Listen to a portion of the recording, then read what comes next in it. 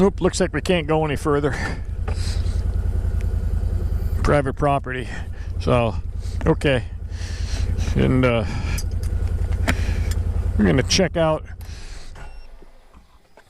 We'll check out the Garmin here. I just want to see where I'm at. Like I said, I'm not worried about getting back. Okay. And I use third-party mapping from different vendors. And for Pennsylvania and New York snowmobiling and ATV, I use GPS Trail Masters is the name of the company. And you can see where I've been and the green. And you can always see where you started, where you went, and you can see all the trails are marked here. They even have, most of them all have the names. And you know what? You got the paper maps too that they give you the paper map. So I always carry the paper map just in case. And but you know what? This ain't that big of an area. So even without the map or this, I mean, you can figure out which way to get back. But anyway, I use the third-party mapping, and for snowmobiling I use GPS Trail Masters in Pennsylvania and New York, and then the Upper Peninsula in Michigan. I forget the name of the company I bought them for up there. And then when I go down to Hatfield and McCoy's, I use VV mapping. I buy their trail maps, so everything's here. So you always know where you are, where you came from, and all. So, and also, since I ride by myself, as an added safety feature, what I did, I have this is a Garmin Montana 700i. It's their top of the line, what you call outdoor GPS. You know, totally weatherproof and all.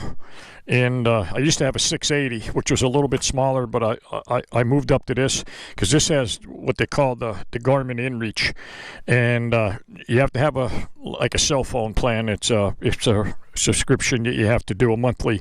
I think it's the plan I have. I think it's $23 a month, but you can turn it on, you can turn it off. I have it on for all the snowmobile season every month, you know, for 3 months, and right now I have it turned off, but if I was going down to Hatfields, I would turn it back on. But the way it works is it's satellite. You don't need any cell phone. You don't need any signal at all. It's all satellite based, and it's Garmin's low orbiting satellite system.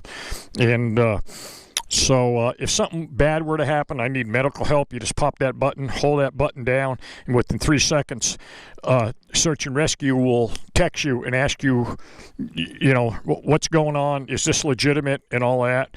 And if you're conscious and able to text them back, you can tell them what's going on. They already have your coordinates, and they're on their way out. And what they're going to do, they're going to start texting you, tell you how to mitigate your injuries until they get to you.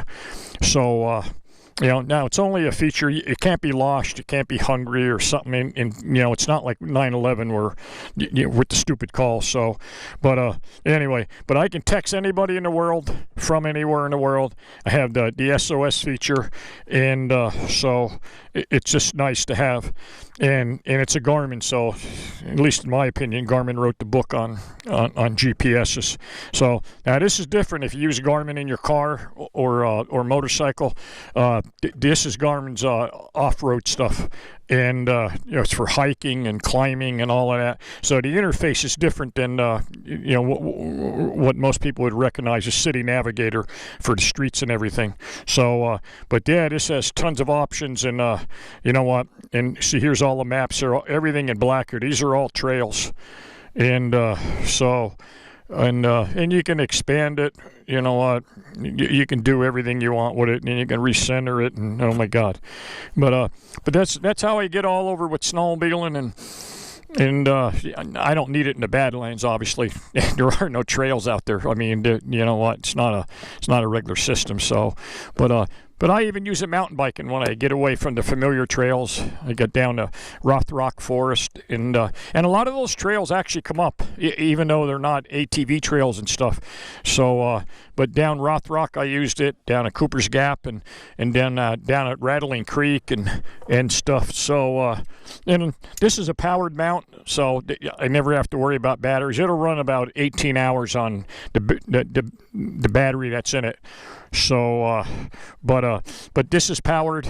And I have a powered mount on my snowmobile, and then in here, and Now, on my mountain bike, I have the same mount, but obviously it's not powered, so it just runs off the batteries.